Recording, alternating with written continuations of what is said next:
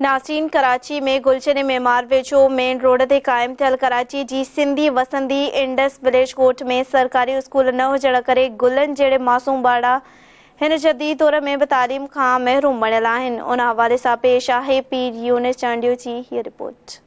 कराची जे गुलशन मेमार वारे इलाइक़े main road ते क़ाइम थियल कराची जी सिंधी वसंदी इंडस विलेज में स्कूल न हुजण जे करे मासूम ॿारनि जो जेको आहे मुस्तक़बिल दाव ते लॻल आहे। पाण इन सिलसिले में हितां जे मौजूद जेको आहे रवासिन सां ऐं ॿारनि सां ॻाल्हि ॿोल कंदासीं त संदन छा चवणो आहे उन्हनि। सर, अफ़सोस सां चवणो पवे थो त 2010 खां वठी असांजे हिन इंडस विलेज में स्कूल जी सहूलियत न आहे। हाणे असांजा बचड़ा तव्हां ॾिसंदो तव्हांजे साम्हूं आहिनि त इन गंदगी कीचड़ में खेॾंदे तव्हांखे नज़र ईंदा। असांजे ॻोठ में इंडस टाउन जेको 2010 में हिकिड़ो सैलाब मुतासिरीन खे सिंध हुकूमत ॻोठ ॾिनो। माशाल्लाह हिते 2 खां 3000 घर जी आबादी आहे। उन ते मुश्तमिल असांजो ॻोठ आहे, निज सिंधी आबादी आहे। बदकिस्मती आहे जो असांजे ॻोठ में स्कूल कोन्हे।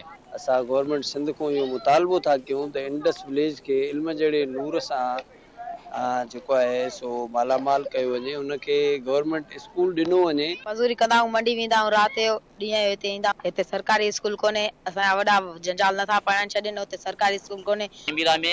हसन चांडियो सां गॾु पीर यूनिस चांडियो, धरती टीवी न्यूज़ कराची।